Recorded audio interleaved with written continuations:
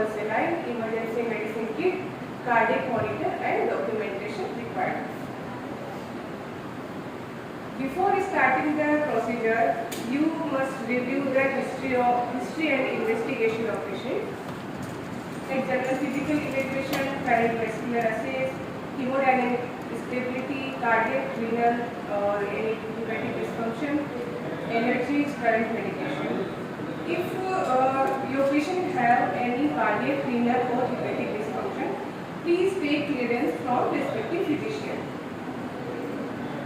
Next is vascular assays. We can take any assays that can sustain blood flow 50 to 100 ml per minute. We can take either peripheral or central. Peripheral vein is easiest and safest.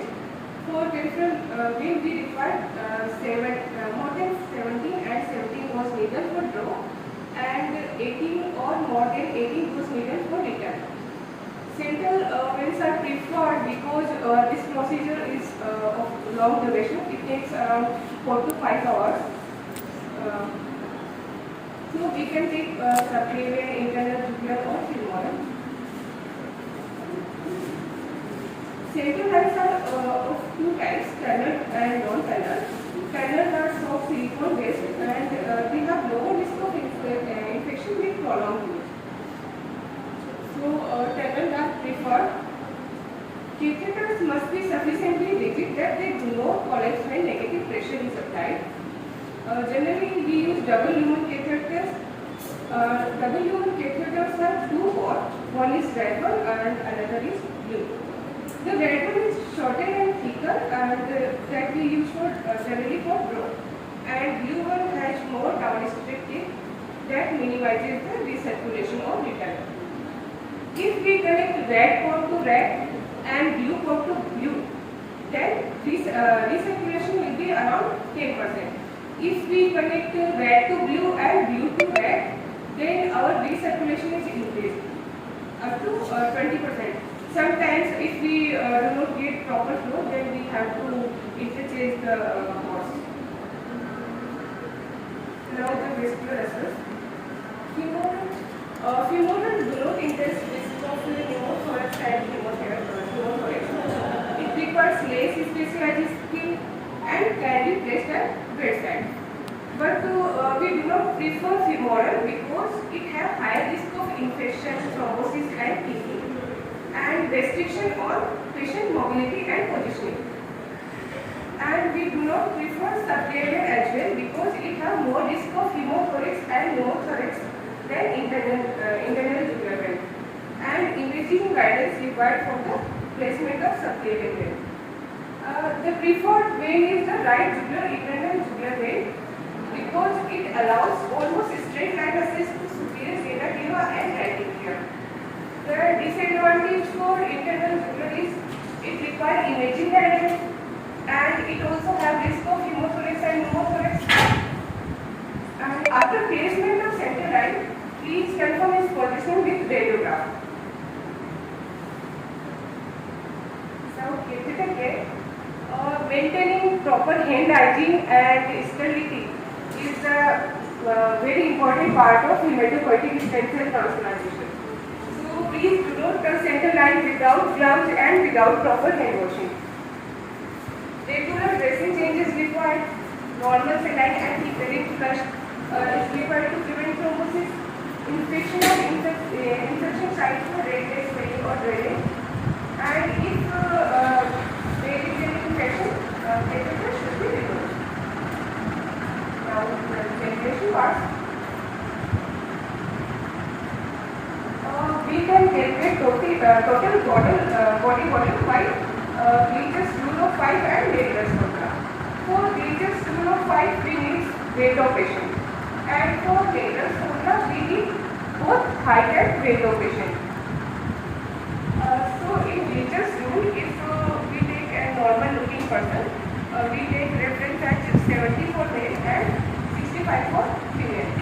And if muscular vein, we add 5. If your patient is thin, then minus 5.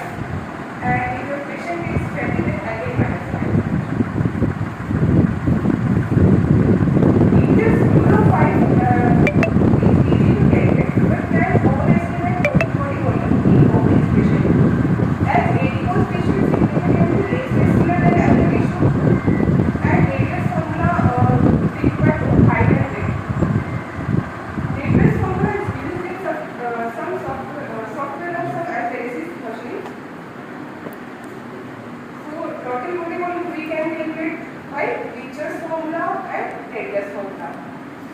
plasma volume we can calculate by total body volume into 1 minus hematocrit. This is we use in therapeutic plasma stage. The red cell volume is total body volume into hematocrit, and extra purpurine volume as percentage of total body volume is ECV divided by total body volume into 100, and extra purpurine red cell volume as percentage of total red cell volume is ERCV divided by RCV into 100, and intraprocedural hematocrit is initial red cell volume minus extra purpurine red cell volume divided by total body volume into 100. RCV should be written as decimal, and ECV and ERCV is different for different machine and different for different procedures. So these values are provided by the instrument manufacturer. Most patients without significant cardiovascular or pulmonary disease will tolerate an ECV and ERCV of up to 15%. If the ECV or ERCV of a stated procedure will exceed 15%, or if the patient has significant cardiovascular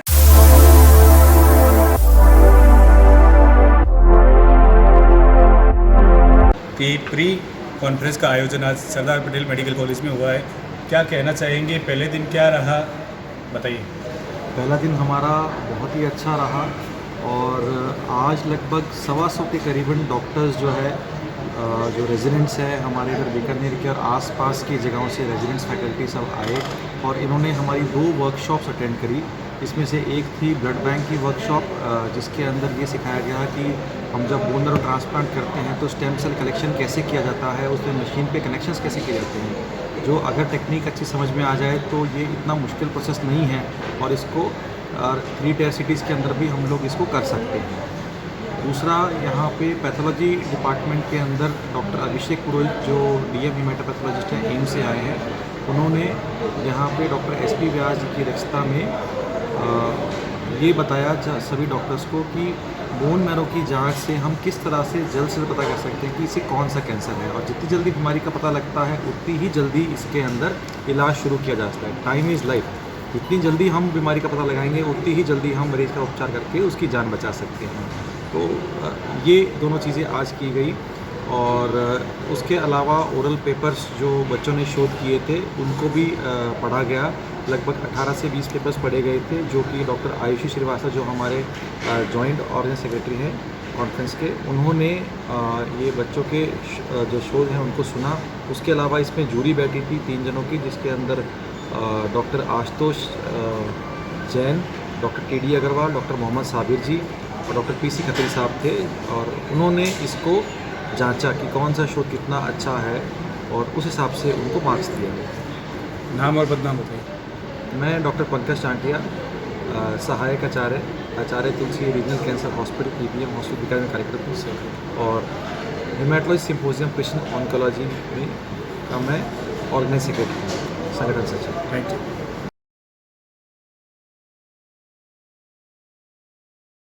haematology symposium